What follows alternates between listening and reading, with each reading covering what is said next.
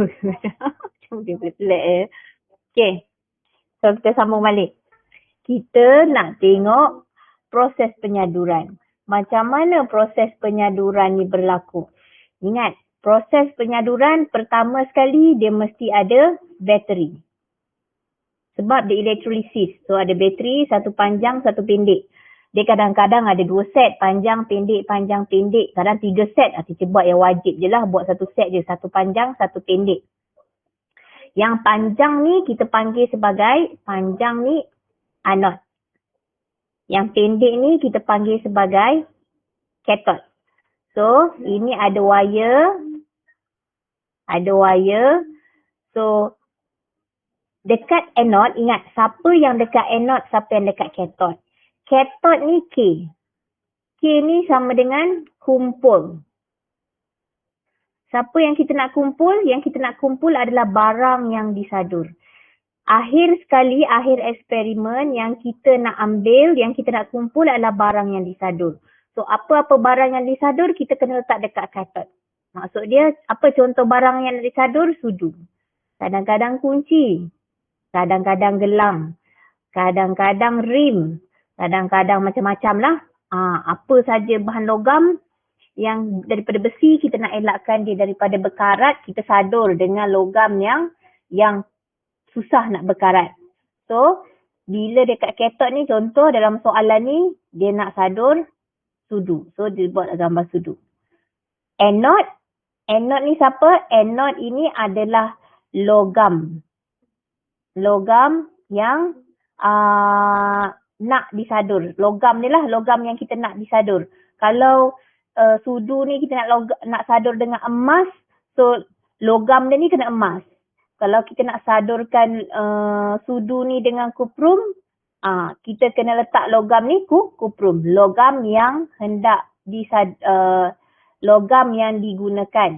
Logam yang digunakan bagi penyaduran. Kita nak sadur dia dengan apa? Kalau kita nak sadurkan dia dengan perak, perak tu nama komersial.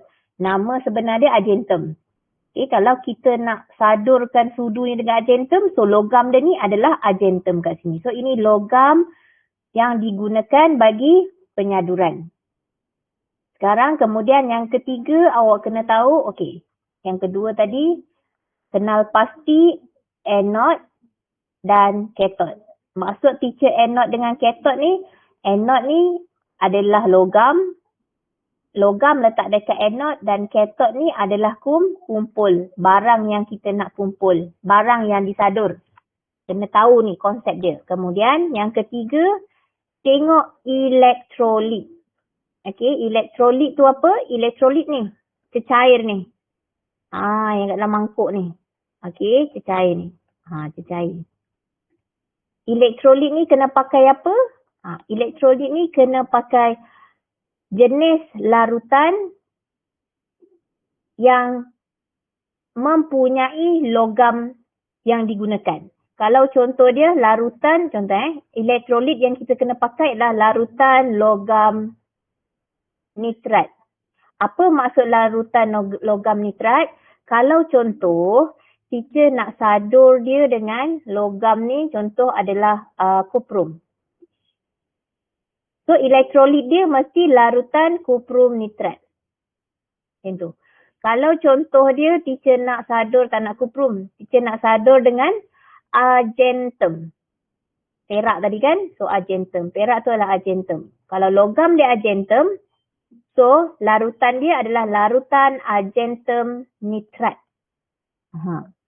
Teacher suka tetapkan nitrat ni.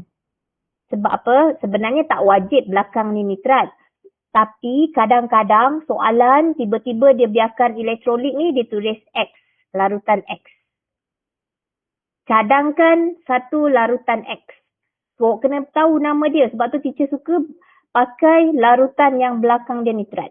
Ada rahsia di sini. Rahsia dia apa? Sebab nitrat ni sentiasa boleh jadi elektrolit. Kenapa dengan lain teacher? Contoh, kalau belakang dia ni klorida kalau argentum klorida dia tak boleh jadi elektrolit. Kalau awak jawab, okey. Contoh ni ada argentum, dia kata cadangkan larutan X. So larutan dia sepatutnya larutan argentum kan. So awak buat larutan argentum klorida. Walaupun argentum dah betul tapi sebab nama dia klorida salah. Sebab apa rahsia dia? Argentum klorida tak boleh jadi elektrolit. Kenapa dia tak boleh jadi elektrolit? Sebab dia tak larut air. Tak payah nak fikir yang tu. Yang tu tak ada soalan SPM Sains tanya. Yang penting yang dia tanya apa larutan X dan larutan X awak mesti betul. Yang sentiasa betul, elektrolit yang sentiasa boleh jadi elektrolit belakang dia nitrat. Kuprum nitrat, argentum nitrat, aurum nitrat, apa-apa nitrat dia sentiasa boleh jadi elektrolit. So sebab tu teacher suka bagi formula untuk elektrolit larutan logam nitrat. Macam tu. Okay. So ini untuk elektrolit. Setakat ni untuk bateri, elektrod, dekat anode dengan kathod dengan elektrolit. Ada soalan ke tak ada soalan untuk penyaduran ni? Ada soalan ke tak ada soalan? Tak ada. Okay, good. Okay, jelas Okay, so kita boleh pergi ke next. Apa seterusnya yang awak kena tahu adalah konsep asas basic dia dekat dalam sel kimia ataupun elektrolisis adalah tentang aliran elektron. Okay, aliran elektron. Elektron tu apa? Elektron ni adalah kan awak belajar atom. Atom dalam dia ada nukleus. Dalam nukleus ada proton, ada neutron. Dekat luar tu elektron. Elektron ni budak nakal. Suka berjalan sana sini, sana sini, sana pusing keliling nukleus. Okay.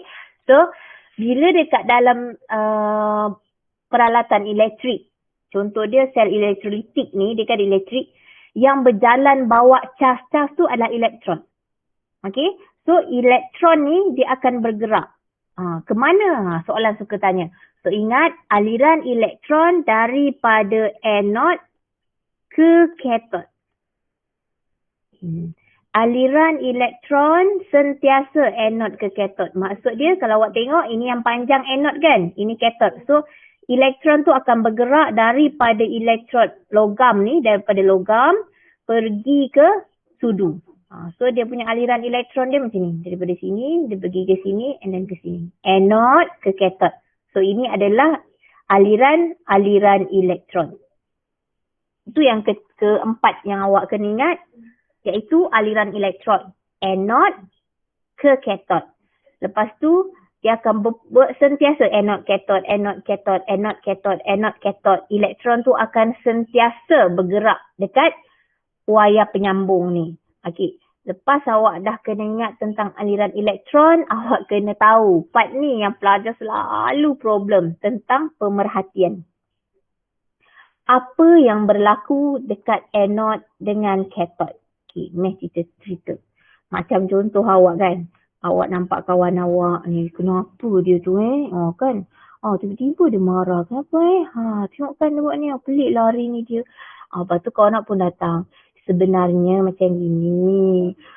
Kau tak tahu dia tu tengah putus cinta. Macam mana awak, kenapa kalau awak mengumpat, kan? Kata bahasa kasar ni kan. Kalau mengumpat, awak boleh faham flow of the story. Jelas.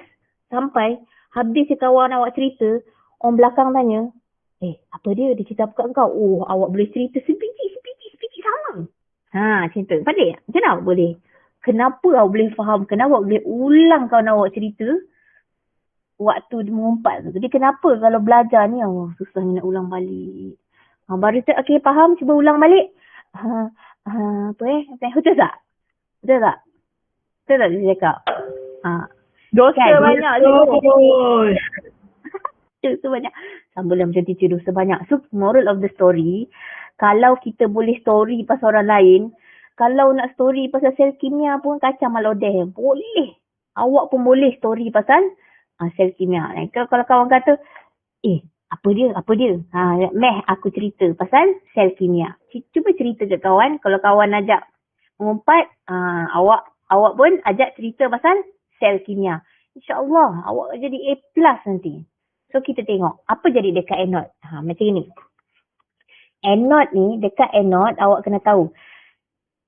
Untuk penyaduran, anode disebabkan dia ada logam, sama sekali logam dia akan jadi anode ni yang panjang. Okey, yang panjang iaitu yang duduk dekat anode ni adalah logam. So, apa jadi dekat anode?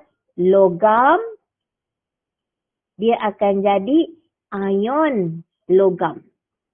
Sudah apa kita mengarut ni. Logam ni kita bagi contoh. Contoh kita ambil satu nama logam, contoh dia zinc. Biasa dengar kan logam zinc? Pernah dengar tak zinc? Pernah. So zinc, kalau kita letak zinc kat sini, dia akan jadi ion zinc. Semudah itu saja. Kalau awak letak kat sini, contoh kalau awak letak kat sini kuprum, dia akan jadi ion kuprum. Itu dekat anode ya, dekat anode. Anode. Dekat anode yang dekat logam, kalau zinc dia akan jadi ion zinc. Kalau dia emas, dia akan jadi ion emas. Kalau dia magnesium, dia akan jadi ion magnesium. Kalau dia aluminium, dia akan jadi ion aluminium. Tak susah. Argentum akan jadi apa? Kalau argentum, dia akan jadi apa? Ion Good. Yes. Kalau argentum, dia akan jadi ion argentum. Simple as that. Jangan rasa takut. So, maksud dia ini adalah hasil dia. Kalau soalan tanya, nyatakan hasil di anode, inilah hasil dia. Ion logam, ion zinc. Logam ni bukan awak kena cari ke mana. Ada dekat dalam soalan. Okey, ada dekat dalam soalan. Tengok logam ni dia akan jadi hasil dia ion logam. Untuk pengetahuan awak, kalau logam contohnya zinc ni, macam argentum ni, apa keadaan dia? Kita ada 3 keadaan. Pepejal, cecair dengan gas. So, apa keadaan zinc ni awak tengok ni? Dia pepejal ke, cecair ke, gas? Apa keadaan dia? Fikir. Lama dia fikir. Apa keadaan zinc? pecah. Keadaan zinc adalah pepejal. Mula, takkan tak boleh imagine. Ni logam. Logam, jalur logam yang kalau silap awak sak kat tangan, tiris boleh luka tangan awak. Dia punya keadaan adalah pepejal. Bila dia jadi ion, dia akan bertukar menjadi cecair. Maksud dia ion zinc ni, dia akan keluar, dia akan jadi kat sini, dia akan keluar, dia akan jadi ion zinc. Berenang bersama dengan larutan elektrolit tadi. Contoh dia tau, ni contoh tau. Ni contohnya, ni semua contoh. Yang penting ini adalah contoh, dia buatlah zinc. Dia ganti zinc lah, dia pening lah. So ini zinc. So kalau teacher pakai zinc, so larutan apa teacher nak pakai? Kalau teacher logam dia teacher pakai zinc, so larutan apa teacher nak pakai? Larutan logam nitrat. Logam dia apa? Logam dia teacher pakai zinc. So ion tak payah tulis. Awak terus buat larutan zinc nitrat. Macam itu je. Sebab saya kata larutan logam nitrat kan. So logam ni awak kena gantilah logam apa. Kalau logam dia zinc, so larutan zinc nitrat. Macam tu. Kalau logam dia magnesium, larutan magnesium nitrat. Macam tu. Okay. So ion zinc ni akan jadi zinc yang pepejal tadi, bila jadi ion dia akan jadi cecair, berenang sama-sama dengan elektrolit larutan zinc tadi. Okay, so bila dia dah daripada bayangkan, daripada pepejal dia jadi cecair, so apa jadi kepada logam zinc ni? Apa keadaan, apa dia punya perubahan fizikal dia? Bila dia daripada pepejal dia cair, so, sikit-sikit lama pejal cecair. Semua pepejal dia ni jadi cecair. So rasa apa jadi dekat zinc ni? Adakah dia semakin menebal ataupun dia akan menipis? Pandai. So pemerhatian dekat anode, kena ingat. Pemerhatian dekat anode adalah anode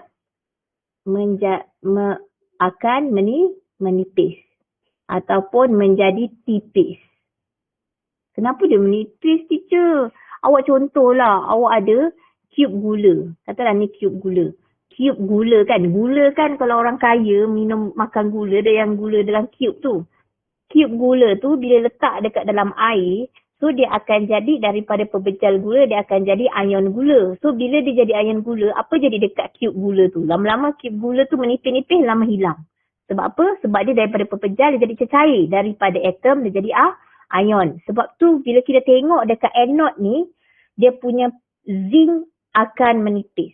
Tapi teacher buat secara umum, anode akan menipis. Kalau awak jawab zinc akan menipis pun betul. Anode akan menipis pun betul. Okey, setakat ni ada tak blur? Ada tak yang confused? Ada tak faham kenapa macam tu, kenapa menipis? Ada soalan tak? Teacher, maksudnya semua jenis logam tu akan menipis ke? Ke ada Yes. setengah je? Oh. Tak, semua logam yang duduk dekat anode ni, semua logam yang duduk dekat anode memang akan menipis. Tak kisahlah emas ke, tak kisahlah kuprum ke, tak kisahlah argentum ke, tak kisah apa-apa, janji logam tu duduk dekat anode yang panjang. Dia akan menipis. Jelas? Jelas. Okay, good. Okay, so teacher rasa dah tak ada soalan lagi. Kita tengok pula apa jadi dekat cathode. Okay, dekat cathode, dia pendek. Maksud teacher pendek ni, simbol bateri ni yang pendek ni, dia pendek. Dan dia adalah bahan ataupun teacher kata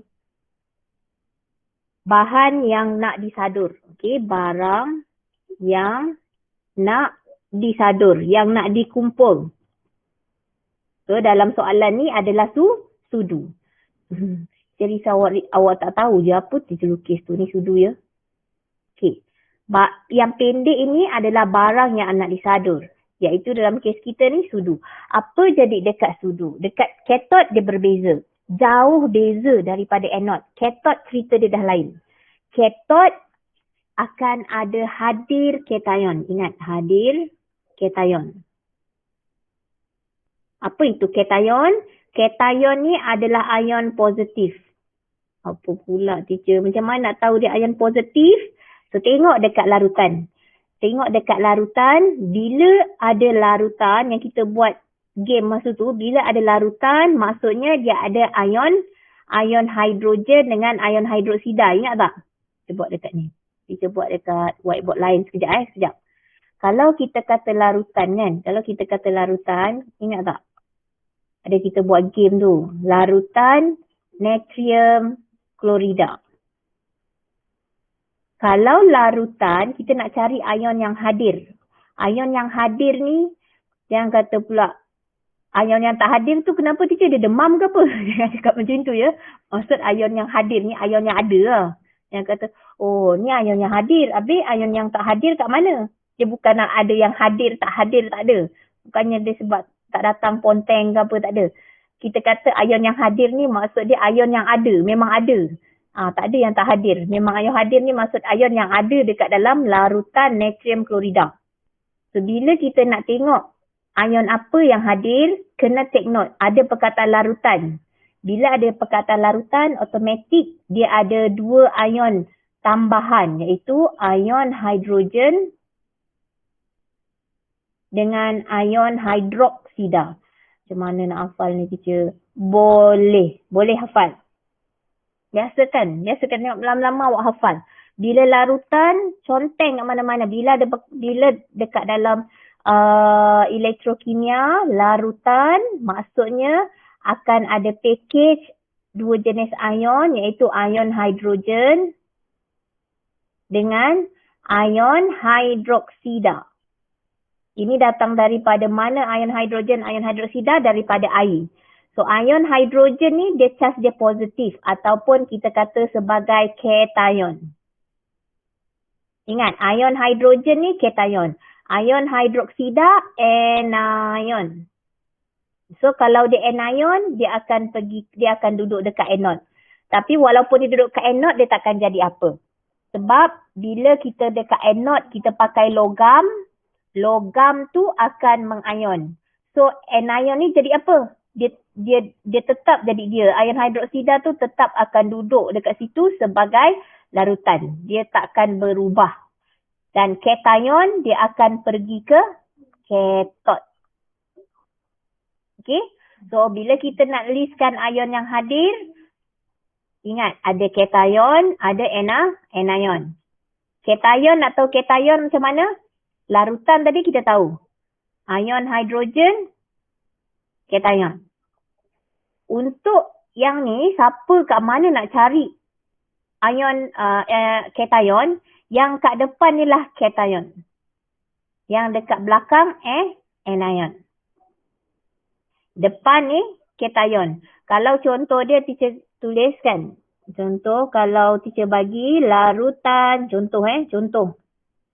Larutan magnesium nitrat. Boleh beritahu kat teacher apa cation yang ada? Cation apa yang ada dekat dalam larutan magnesium nitrat? Cation apa yang ada? Magnesium. Magnesium. Okey, ion magnesium. Lagi? Satu je ke? Kan ada larutan ni? Hidrogen. Ion hidrogen. Ion hidroksida dengan ion hidrogen. Okey. Dekat dalam larutan memang ada ion hidroksida dengan ion hidrogen. Tapi Anis, teacher nak listkan yang cation. So, cation adalah ion hidrogen. Kalau ion hidroksida adalah anion. Okey. Jelas tak? Okey. Jelas. Okey, good. So, teacher bagi contoh lagi. Sekejap. Sebab kenapa awak perlu fokuskan cation? Sebab cation dekat kathod ni, tak kisah dia sel apa, jenis apa, dia sentiasa akan difokuskan, sentiasa akan mengion di kathod. Sebab cation di kathod sentiasa akan mengion. Tak kisah jenis sel dia apa. Sel elektrolitik ke ataupun sel kimia. Sebab tu kena nampak betul-betul siapa cation. Teacher bagi contoh lagi. Contoh kalau teacher ada larutan kuprum 2 sulfat. Okey. So apa dia punya cation? Apa cation yang ada dekat dalam larutan kuprum 2 sulfat? Ion kuprum. Okey, lagi? Ion hidrogen. Pandai. Cuma teacher nak beritahu bila larutan awak nama kuprum ni ada Roman ni kan? Kena ambil dia sekali. Nanti dia marah. Sebab apa teacher kena ambil sekali? Ni dia punya identiti dia. Kena tulis sekali. Tapi awak jangan risau. Dia ada dekat jawapan, ada dekat soalan. Kalau macam aluminium, dia tak ada. Kuprum ni je. Kuprum dengan plumbum. Dia akan ada huruf Roman. So awak salin je. Awak buat cation dia adalah ion kuprum 2. Salin je daripada sini. Cation dia adalah ion kuprum 2 dan ion hidrogen. So kalau nak anion dia apa pula anion? Ion apa? Ion sulfat. Ion sulfat dengan ion hidroksida. Contoh, kalau teacher tukar lagi, teacher nak awak betul-betul mahir. Budak tak suka elektrokimia ni, dia menyampah. Teacher pun tak tahu kenapa dia menyampah. Teacher suka. Sebab tu teacher nak cakap, topik ni senang. So, larutan, contoh larutan aluminium klorida. So, apa cation yang hadir? Cation apa yang hadir? Ion aluminium. Satu je ke? Hidrogen. Ion aluminium dengan ion hidrogen. Untuk anion dia, apa anion dia? Ion klorida. Dan ion hidroksida. Okey, good. Alhamdulillah. So, kita tengok Loga, Adila boleh dah bagi jawapan betul. Yang lain faham tak? Jelas tak yang lain? Jelas. Okey. Okey, alhamdulillah. Okey, bagus. Awak ni semua ringan mulut sampai CL pun tak berani buka mulut. Zila, okey tak Zila? Zila faham tak Zila? Okey. Okay, good. Okay, so itu Okey, Alhamdulillah. So itulah maksud teacher tadi. Apa konsep dia, kita nak kenal pasti ion-ion tu. Cation dengan anion. So dekat dalam cathode case kita ni, cation kita siapa? Cuba keluarkan cation kita siapa kat sini kalau larutan zinc nitrat? Ada ion apa? Ion zinc. Ion Apa lagi? Satu lagi tu?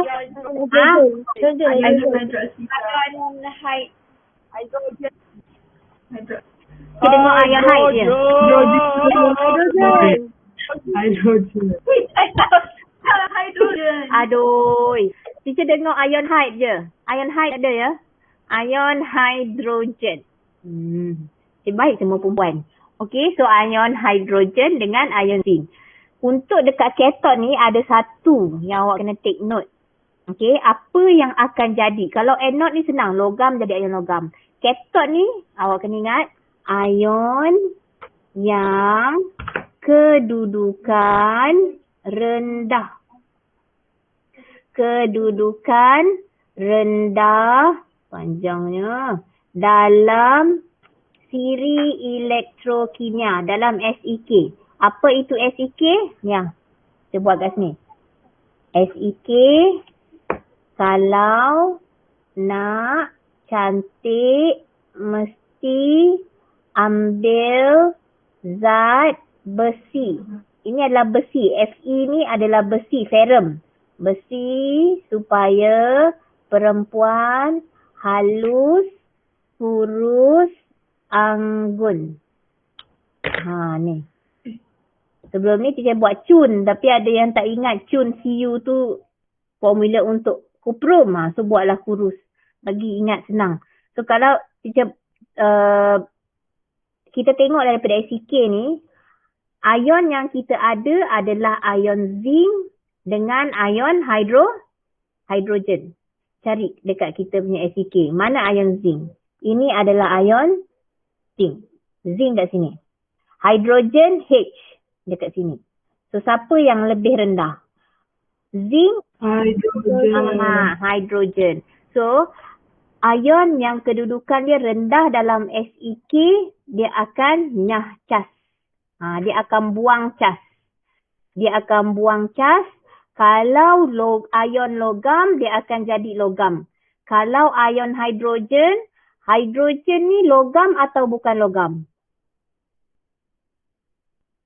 Hydrogen ni dia jenis logam ke atau bukan logam? Ion hydrogen ni bukan logam. Ya, ion hydrogen bukan logam. So dia akan buang cas jadi gas hydrogen. Kalau contoh dia, kalau yang nyah cas, contoh kalau teacher pakai, teacher buat dekat slide lain, ini dah pening lah. Okey. Contoh dia, kalau ion yang hadir, ni dekat cathode Dekat cathode, cation yang hadir, contoh dia ion kuprum dan ion hydrogen. Siapa yang akan buang cas? So kita buat, kalau nak cantik mesti ambil zat besi supaya perempuan halus, kurus, anggun. Okay. So yang kat sini kita tengok. Kuprum kat mana kuprum? Kuprum dekat atas ke bawah? Yang kat situ. Kat bawah mana teacher pen? Okay ni. So ini kuprum. Kuprum, hydrogen dekat atas. Siapa yang lagi bawah? Kuprum. Kena ingat, dekat cathode kita kena ambil ion yang rendah dalam SEK. Ini kita punya SEK. Okay, ini kita punya SEK. So ion yang rendah dalam SEK kita adalah ion kuprum. So bila ion kuprum yang kita pilih, dia buang cas. Bila dia buang cas, dia akan jadi logam kuprum. Macam tu. Itu dekat cathode yang terjadi. Kalau ion yang dipilih yang paling rendah adalah ion kuprum, so dia akan jadi logam kuprum. So ingat, ion ni keadaan dia, 3 keadaan, pepejal, cecair, gas. Kalau ion kuprum, keadaan dia apa? Pepejal ke, cecair ke, gas? Ion kuprum. Cecair ke pepejal. Cecair kan. Kalau ion, ingat teacher kata tadi, ion dia adalah cecair. Kalau logam, keadaan dia apa? Pepejal. Maksud dia dekat sini, dalam kita punya electrolyte tu, kalau kita zoom dan kan, contoh ini kita punya sudu. So yang cecair ni dia akan melekat dekat sini jadi pepejal. Jadi dia ada teng, 1. Melekat lagi, teng, 1. Melekat lagi, teng, 1. Melekat, teng, teng, teng, teng, teng, teng, teng, teng, teng, teng. Betul? Apa pemerhatian kita? Apa kita kat cathode? Dia jadi apa? Jadi tebal ke jadi tipis? Tipis. Dah dia make up Tebal. teng. Dila. Boleh imagine tak Dila?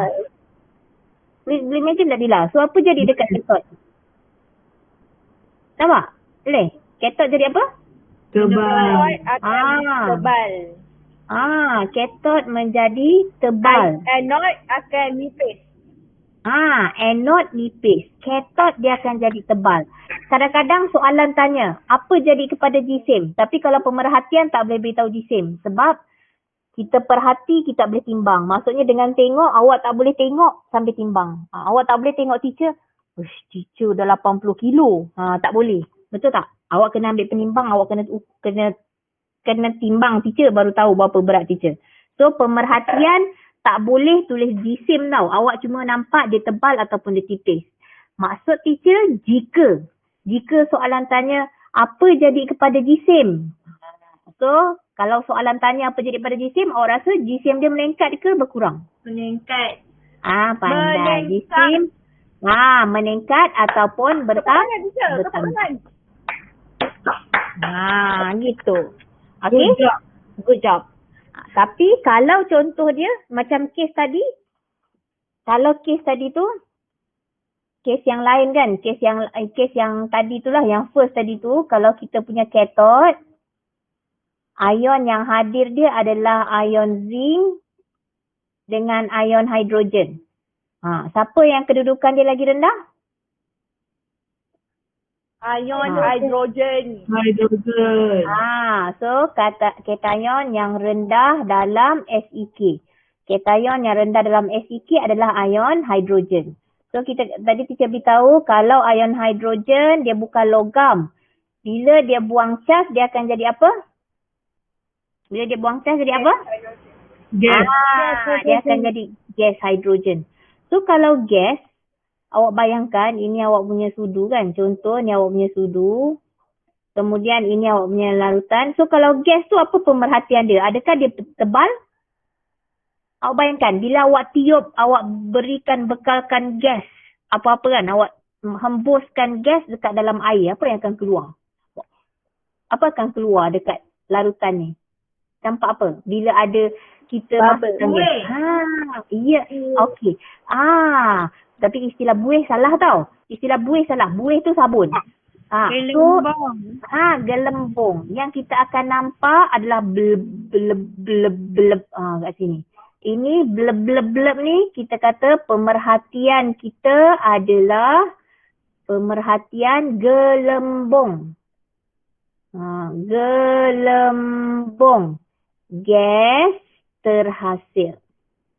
Okey, gelembung gas terhasil. Kalau gas hidrogen. Itu saja. Kalau untuk gas hidrogen. Jisim memang tak boleh diukur. Sebab gas kan tak boleh nak diukur. Okey, setakat ni jelas ataupun tak jelas? Ada soalan tak untuk anode, cathode? Ada soalan ke tak ada soalan? Tak ada. Alhamdulillah, insyaAllah jelas Cuma lagi satu dalam penyaduran, kita kena take note teknik penyaduran. Last sekali. Teknik penyaduran, kita kena tahu untuk dapatkan a good penyaduran yang cantik, mengerlap. Apa teknik dia? Pertama, putar. Putar. Bahan yang disadur perlahan. Bahan yang disadur perlahan-lahan. Perlahan-lahan semasa proses penyaduran. Okey, waktu kita dah on sui semua, kita nak buat proses penyaduran tu, kita pastikan kita putar bahan yang disadur tu perlahan-lahan. Bukan putar laju-laju, yang mesti dia kata putar perlahan-lahan. Yang kedua, gunakan elektrolit ataupun gunakan larutan berkepekatan rendah. Berkepekatan rendah. Maksud dia, kalau contoh, awak nak make up, awak nak pakai foundation, awak pakai macam mana? Ada dua pilihan. Sama ada awak dam kan? Dam ke apa? Dab. Nampak sangat. Nampak sangat tak pernah make up. Dab kan? Ataupun awak calik satu-satu, awak bubuh tebal-tebal. Awak pakai dab yang kepekatan rendah ataupun awak calit pakai kepekatan tinggi. Mana satu yang lebih cantik hasil dia? Yang mana satu? Dab.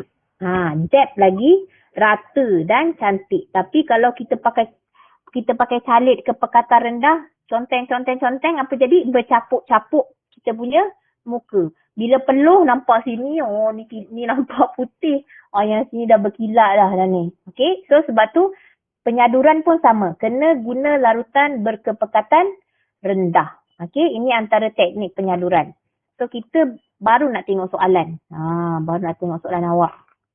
Okey, so soalan pertama. Namakan proses di atas. Apa nama proses dia? Proses apa dia? Penyaduran. Okey, 1 markah. Penyaduran. Sekarang ni larutan dia pakai kuprum. Larutan kuprum sulfat. Bila dia pakai larutan kuprum sulfat, so logam dia ni logam apa? Ion kuprum. Logam. Ion dengan logam berbeza. Ni dia tanya, ni kan logam, kan pepejal. Kalau ion, itu cecair. Kan? Sekarang ni, teacher tanya, P ni logam apa? Kuprum. Kuprum je. Kalau P tu kuprum saja. Kalau awak jawab ion kuprum, salah. Ion kuprum dekat sini. Ini larutan kuprum 2 sulfat, dalam dia ada ion kuprum. Ada ion kuprum 2 dengan ion sulfat, ion hidrogen, ion hidroksida. Okey tak? Okey tak Loga? Okey. Okey, good. Okey. So, P adalah kuprum. Kalau contoh dia, kalau larutan dia larutan magnesium sulfat, so P ni apa? Magnesium. Pandai. Okey, very good. Pandai dah lah. Okey, kita tengok soalan seterusnya. Eksperimen dijalankan dan selepas 10 minit hasil eksperimen dicatatkan. Apakah berlaku pada jisim sudu?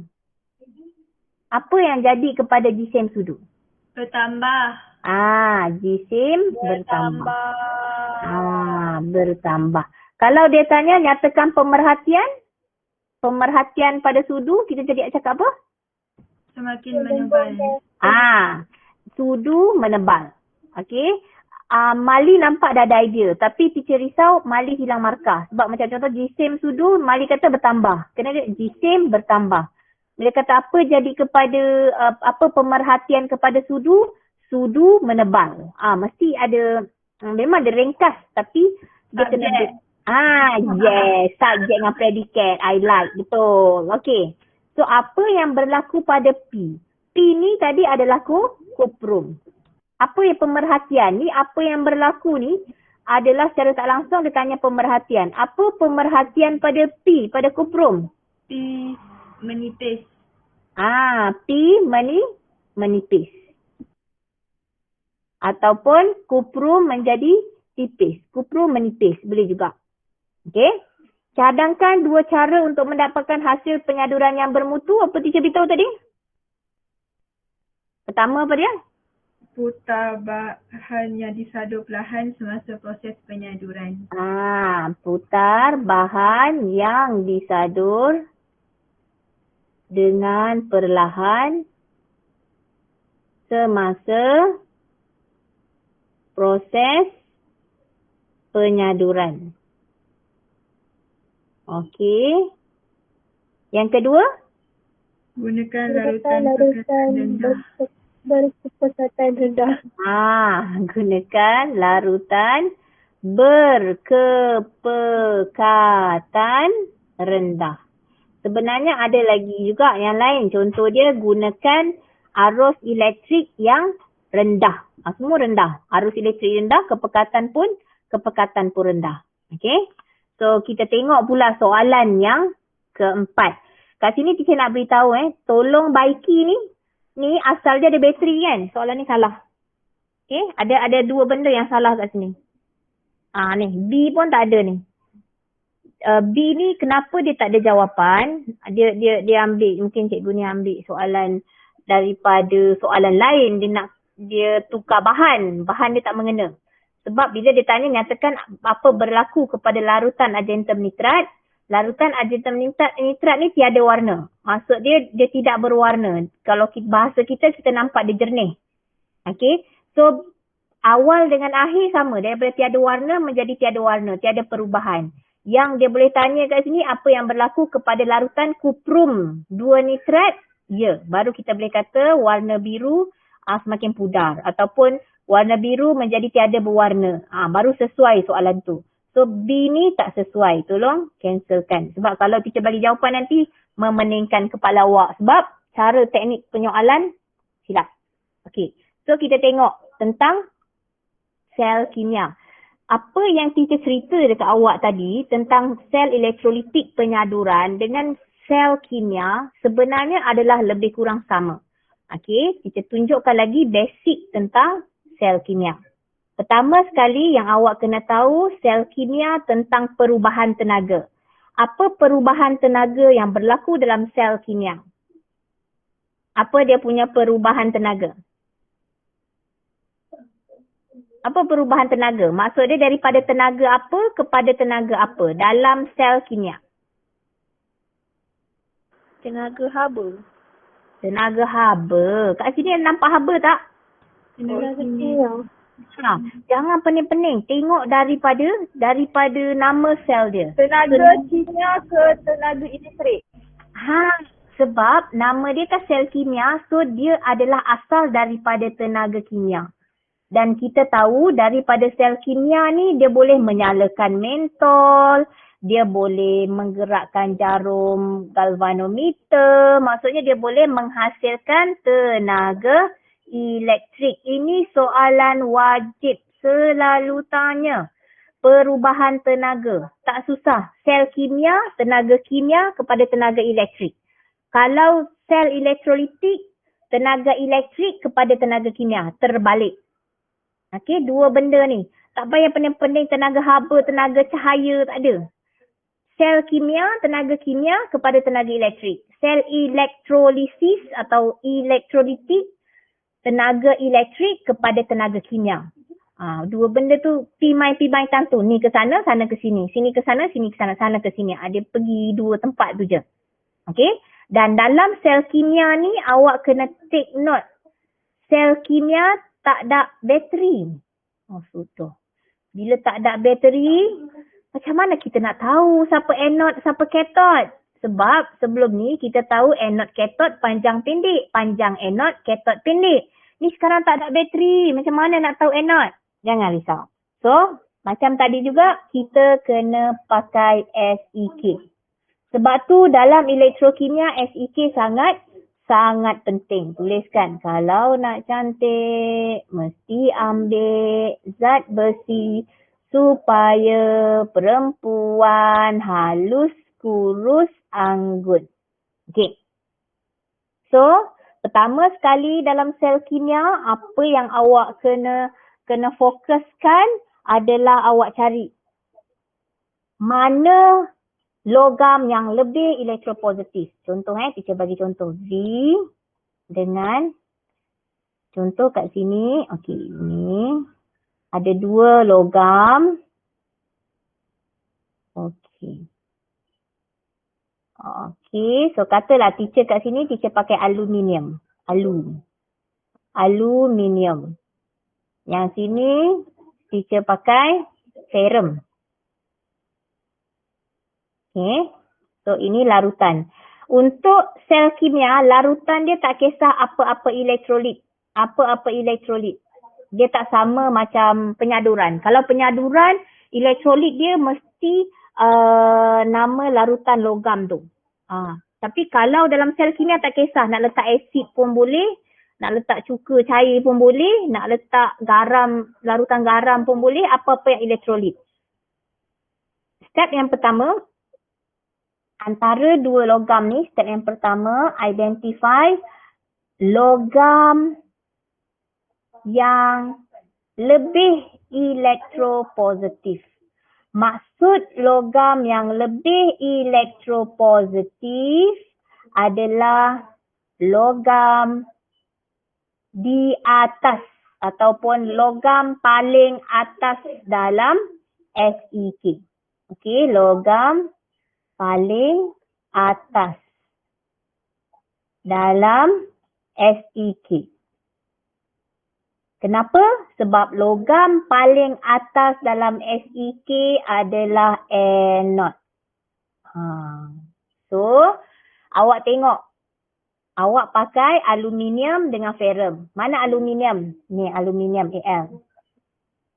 Mana ferrum? Besi ni Fe. So, siapa lagi atas?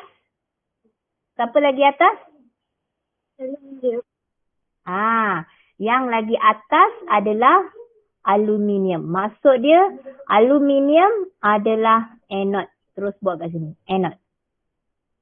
So, bila aluminium anode, so kita terus buat kesimpulan logam. So, logam yang paling rendah ialah ferrum. So, ferrum bersamaan dengan cathode. Okey, cathode. So, ferrum ni sebagai cathode. Itu yang pertama. So, daripada sini kita tahu aliran elektron, kita ingat. Sentiasa ingat, aliran elektron sentiasa daripada A kepada C. Ingat. Kalau nak tengok aliran elektron daripada anode ke cathode ke ataupun cathode ke anode ke, A ke K. Bahasa Melayu K. Awak ingat huruf A dengan huruf K siapa jumpa dulu? A kan? Anode kan? So aliran elektron adalah daripada anode ke cathode. Anode ke cathode. So maksud dia aliran elektron dia daripada sini melalui wayar penyambung pergi ke cathode. Ini adalah aliran elektron. Okey, daripada anode ke cathode. Okey. Setakat ni ada soalan tak? Ada soalan tak? Tak ada. Okey, tak ada. So, teacher buat 2 bahagian sini. Ingat ini cathode. Cathode adalah logam paling rendah dalam SEK. Okey. So, yang kat sini teacher padam. Sebab teacher nak cerita apa pemerhatian dekat anode. Pemerhatian dekat anode sama macam dekat penyaduran di anode tadi. Apa tadi pemerhatian di anode dekat anode proses penyaduran? Apa yang kita perhatikan dekat anode? Air menebang. Apa dia? Anode menipis.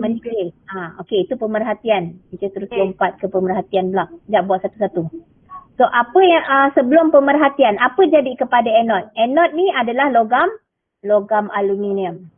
Apa jadi kepada logam aluminium di anode? Akan bertukar menjadi ion. jadi ion apa? Ion aluminium. ion. So, macam-macam dengar ion lah. Ion. Ion sekian dah lama tak pergi ion. Kan? Ion aluminium. Daripada logam aluminium. Betul lah belum vaksin merayau pula tu. Logam aluminium jadi ion aluminium. So bila logam ni keadaan dia apa? Pepejal, cecair, gas? Pepejal. So kalau ion cecair. So kalau daripada pepejal ke cecair, maksud dia kita punya pemerhatian apa dia? Menipis. Apa yang menipis? Akan menipis. Anode menipis ataupun aluminium menipis. Okey. So kita tengok pula dekat katot. Dekat katot, ingat, katot kita kena senaraikan apa kation yang ada. Okey, teacher tak bagi nama elektrolit lagi. Contoh kalau teacher bagi nama elektrolit, kalau teacher bagi nama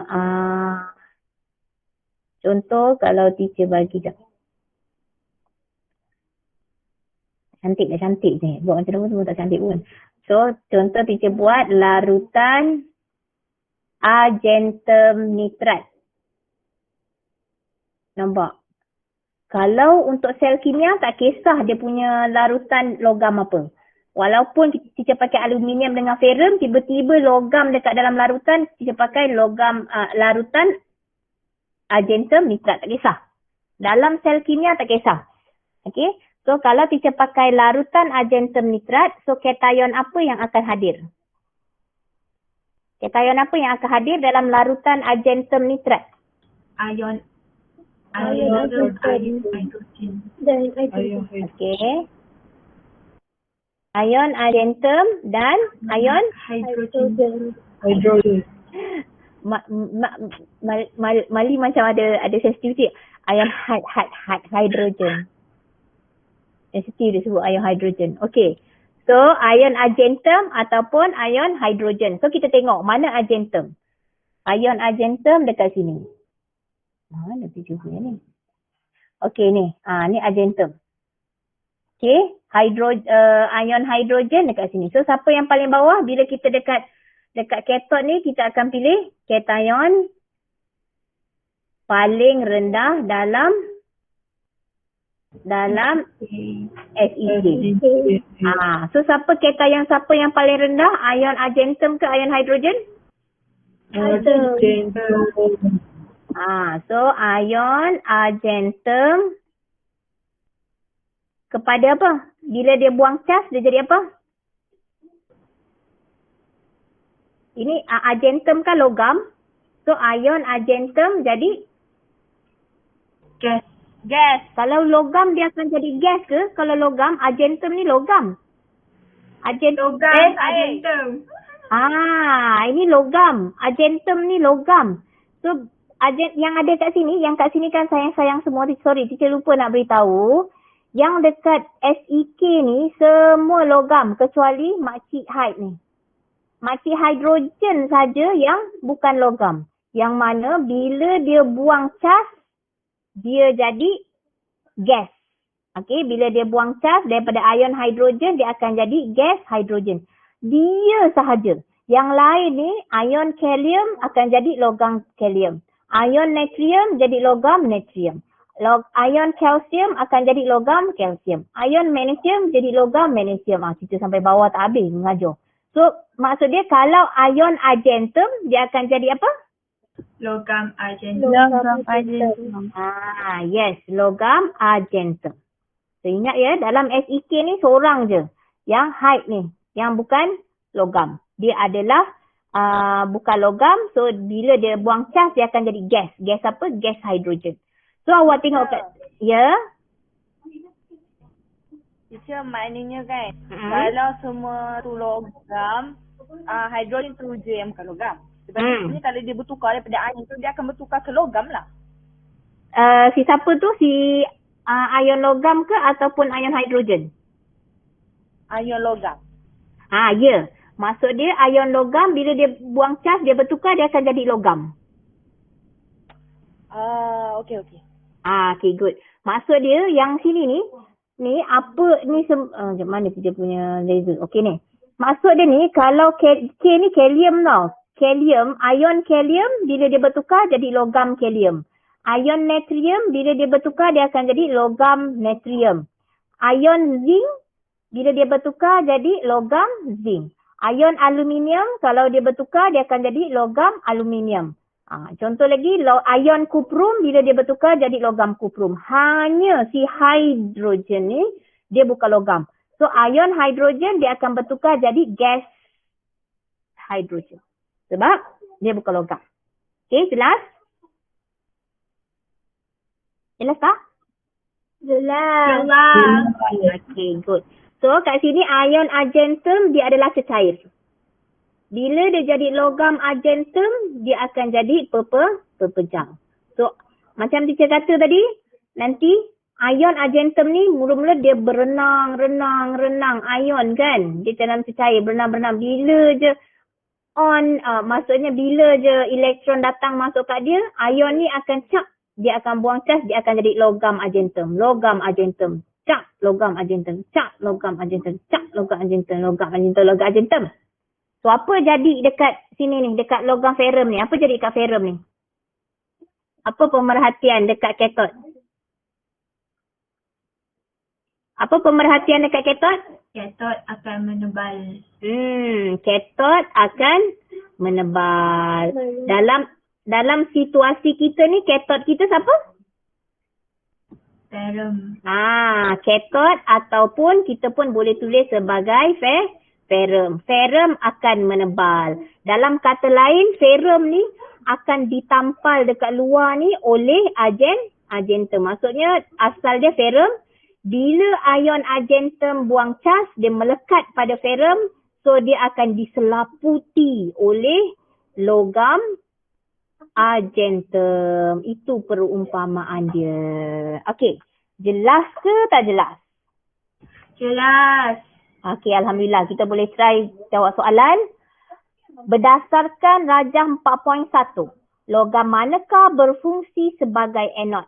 Ingat teacher kata, bila soalan sel kimia, pertama sekali kita kena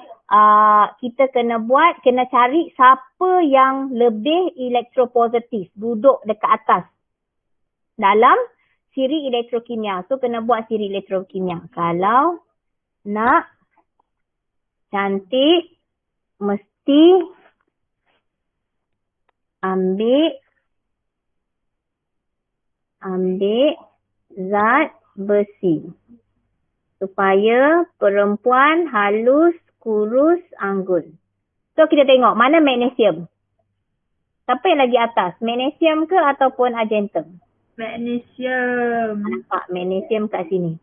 Argentum kat sini. So siapa yang ke atas dia akan jadi anod. Anod. Yalah A dulu. Jumpa huruf A dulu baru jumpa K. Katot. Yang mana bawah dia akan jadi katot, yang atas akan jadi anod. So kat sini jawapan dia adalah Magnesium. magnesium. Okay. So kita tengok pula soalan C1. B tadi dah cancel. Okay. Sekarang ni dia beritahu. Tadi magnesium dengan argentum. Dia punya nilai volt dia tulis kat sini kan. Magnesium argentum, nilai bacaan voltmeter dia 1.8. Okey, sama dengan 1.8 V. Sekarang dia cakap elektrod argentum telah digantikan dengan elektrod kuprum. Dia gantikan dengan kuprum. Tandakan right pada bacaan voltmeter yang baru. Berapa bacaan voltmeter yang baru? Okey, relax. Jangan gelabah. So dia 2.0. Okey, kenapa 2.0? Tak apa, kita tengok ni dulu. Sekarang ni kat sini pun SEK kita punya rujukan.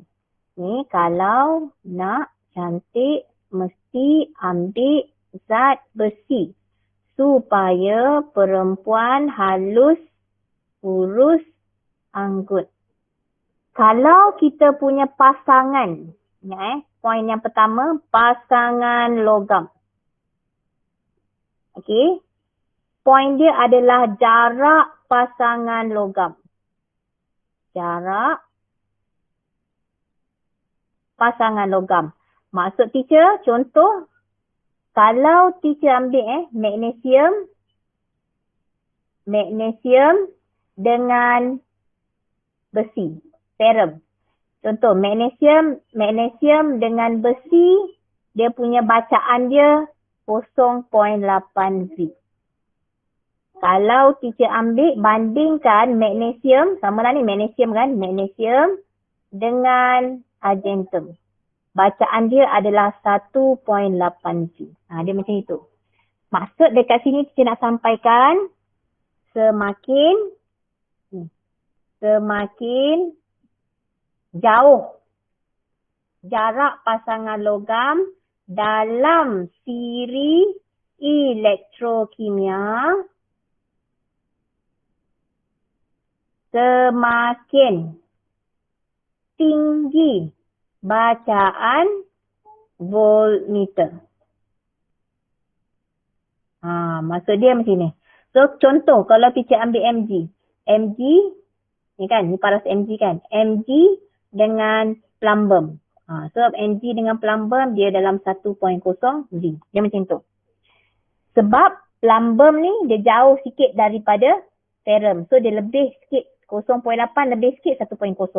Tetapi dia masih dekat lagi berbanding dengan argentum. Argentum lagi jauh. Sebab tu lah argentum 1.8. Tapi magnesium dengan plumbum 1.0. Dalam kes macam ni dengan syarat logam yang kita nak bandingkan tu satu je berubah. Maksud dia kalau ni sekarang ni Mg dengan ferrum, Mg dengan Ag, Mg dengan Pb. Maksud teacher, yang ini je berubah. Ini je berubah. Tapi yang ini kita malarkan. Mg kita malarkan. Kehadiran logam Mg ni sama. Semua Mg. Tak bolehlah kita nak bandingkan, contoh teacher ambil aluminium dengan Fe nak bandingkan Mg dengan Ag. Tak boleh. Dia kena bila kita nak bandingkan tu daripada satu titik yang sama. Maksud dia satu logam Mg. Kalau nak bandingkan aluminium dengan plumbum, so semua akan start dengan aluminium. Aluminium dengan plumbum, aluminium dengan kutrum, aluminium dengan argentum. Macam tu. Faham ke tak faham maksud teacher? Tak faham. Teacher sebenarnya dia dah step blur.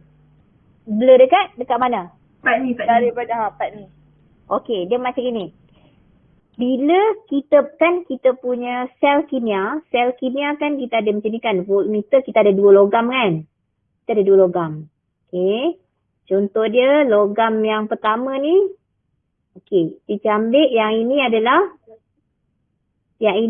Mg. Yang ini adalah Fe. So Mg dengan Fe bacaan dia Mg dengan Fe bacaan dia 0.8. Sekarang bila teacher tukar, contoh bila teacher tukar Fe ni, teacher tukar jadi Pb. Bacaan dia akan jadi 1.0. Okey, bila teacher tukar Pb ni dengan Ag, bacaan dia akan lagi jauh, akan jadi 1.8. Nampak dia bergerak daripada bila dia ke sini, jauh jarak dia pendek kan. Ni jarak Mg dengan Fe ni, dia kena turun berapa tangga? 1, 2. Tapi Mg dengan argentum dia turun berapa? 1, 2, 3, 4, 5, 6, 7, 8. 8 kali turun. So sebab tu kita bahasakan dia ni jauh jarak pasangan logam. Pasangan logam apa? Mg dengan Ag. Semakin jauh jarak pasangan logam iaitu Mg dengan Ag, semakin tinggi bacaan voltmeter. Sebab tu bacaan dia 1.8. So bila ke bawah ni bacaan dia 1.8 V. Kalau Kalau dia pendek, dia sikit je, ini pendek ni, ini pendek. Ini dekat. Kalau kita kata semakin dekat jarak pasangan logam dalam siri elektrokimia, semakin rendah bacaan voltmeter. Sebab apa dia rendah? Nak bandingkan MgAg dengan MgFe. Sebab MgFe dia cuma turun 1, 2. Lepas tu terus jumpa Fe. Tapi bila nak jumpa Ag ni dia turun berapa banyak? 1, 2, 3, 4, 5, 6, 7. Yang ke-8 baru Ag. Sebab tu kita kata jauh jarak pasangan logam. Sebab Mg dengan Ag dia terpisah jauh. Jarak dia dekat dalam SEK. Mg dengan Al, kalau teacher bagi satu contoh lagi. Mg dengan Al. Contoh Mg dengan Al. Mg dengan Al. Al kat sini. Dia lagi sikit 0.5. Macam tu. Faham tak maksud teacher? Ini dia 0.5. Blur lagi tak? Blur tak? Tak. Okey, Alhamdulillah. Yang lain? Okey tak yang lain? Okey tak yang lain? Okey. Okey, Alhamdulillah. Nanti So? saya akan ulang balik video ni. Okay. So kena ingat, semakin jauh jarak pasangan logam. Pasangan logam tu apa? Inilah, ini pasang. Mg pasang dengan Ag. Mg mana Mg ni? Jauh tu dia ke bawah lah kan? Dia ke bawah. Maksud dia Mg ke bawah ni lagi jauh dia pergi. Makin jauh dia pergi, makin tinggi bacaan voltmeter. Kalau dia turun dekat je, Mg pergi ke Al je, so dia punya bacaan voltmeter dia rendah sebab dia jalan dekat. Tapi kalau Mg dia jalan sampai turun ke bawah Ag, jauh. Jauh jarak pasangan Mg dengan Ag, so semakin tinggi bacaan voltmeter berbanding dengan pasangan Mg dengan Al ataupun MgAg dengan MgFe. Maksud teacher macam tu. Jelas atau tak? Jelas. Okay, Alhamdulillah. So kita tengok balik soalan tadi. Nampak kalau kita kena tulis. Jadi SEK ni memang kena hafal. Okey, contoh kalau nak cantik mesti ambil zat besi supaya perempuan halus, kurus, anggun. So kita ada asal dia yang 1.8V ni adalah Mg dengan Ag. So kita buat kena conteng macam ni. Mg pergi ke Ag bersamaan dengan 1.8V. Jauh dia, panjang dia macam ni. Ni, jauh dia turun. Sekarang soalan kata, kalau Ag ganti dengan kuprum. Kuprum mana kuprum? Sini. So Mg masih sama, magnesium masih sama, Mg dengan kuprum. So awak rasa nilai Mg dengan kuprum adakah lebih daripada 1.8 atau kurang daripada 1.8? Kurang. Kurang ke lebih? Awak tengok jarak dia. Jarak dia lagi panjang ke lagi pendek ni? Pendek. Bila kan tadi hubungan dia semakin jauh jarak dalam siri elektrokimia antara pasangan logam dalam SEK semakin Tinggi bacaan bacaan voltmeter. Sekarang kita bandingkan.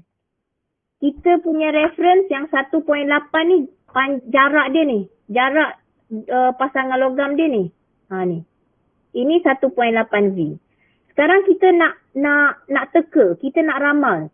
Berapa voltan atau pembacaan voltmeter kalau Mg ke kuprum? So kita tengok. Dia punya jarak lebih jauh ke lebih dekat? Dekat.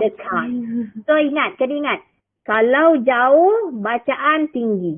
Kalau dekat, bacaan dia lebih rendah. So maksud dia, bacaan untuk magnesium dengan kuprum adalah lebih rendah. Kena tengoklah. Antara dua ni. 2.0 dengan 1.5. Siapa yang lebih rendah? Mana satu yang lebih rendah? 1.5. 1.5. Boleh tak Malin? Ni? Boleh. Tadi Mali terconfuse agentum dengan magentum tadi. Okey. Alhamdulillah. So yang lain logam boleh tak logam? Okay, good. Boleh. Okay, Aundi boleh tak Aundi? Boleh. Okay, good. Acana boleh tak Acana? Boleh, cikgu. Boleh. Amni, mana Amni? Boleh Amni? Boleh, teacher. Okay, Alhamdulillah. So dia kata terangkan jawapan Tanya anda. saya, teacher. Teacher tanya saya. Macam dah tunggu tu. Anis faham tak? Boleh tak? Faham. Faham. Tak benda ni. Anis faham kan? Anis, faham tak ni? Alhamdulillah. Faham, cikgu. Okay, so untuk terangkan jawapan awak, ni lah yang teacher kata ni. Ni lah terangkan dia. Semakin jauh jarak antara pasangan logam dalam FEK, semakin tinggi bacaan voltmeter. Ataupun kalau awak nak buat ayat lain, awak boleh kata jarak magnesium Mg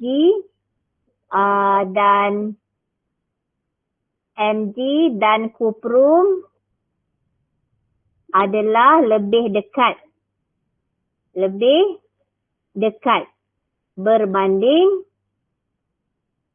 jarak Mg dan argentum. Dua-dua boleh sebab satu markah. Kalau dua markah kena beritahu dua-dua lah. Sebabkan ni satu markah. Okey tak? Jelas tak? Jelas. Okey, Alhamdulillah. Okey, Alhamdulillah. So, ni contoh. Okey. Adakah larutan kuprum 2 sulfat boleh digunakan untuk menggantikan larutan argentum nitrat? Tadi teacher kata tadi kan, boleh ke tak boleh? Kalau nak letak larutan sesukati, boleh tak? Boleh tak? Boleh. So, kejap. Tengok soalan dia mana tadi. Oh, sudah dilari dah. Okey. Adakah larutan kuprum 2 sulfat boleh digunakan untuk menggantikan larutan argentum nitrat? Larutan argentum nitrat. Okey, so jawapan dia adalah boleh. So jawab soalan ni pun tak sesuai. Okey. So kita kata boleh je, tak perlu jelaskan kenapa. So boleh. Okey. So rasanya untuk hari ni tu je. Nanti sekejap lagi tolong ambil gambar untuk upload. Sebelum tu tolong teacher tuliskan refleksi kelas kod 27186. Okey, 27186. 27186. Sekejap kita tulis kat ruangan chat. 27186. Macam lah koma ni, pusing tekan. 27186. Lepas tu dah boleh ambil gambar Ambil gambar untuk sekejap lagi baru lepas kita dismiss Google Meet, lepas awak hantar refleksi, kita exit Google Meet, baru teacher akan open submission untuk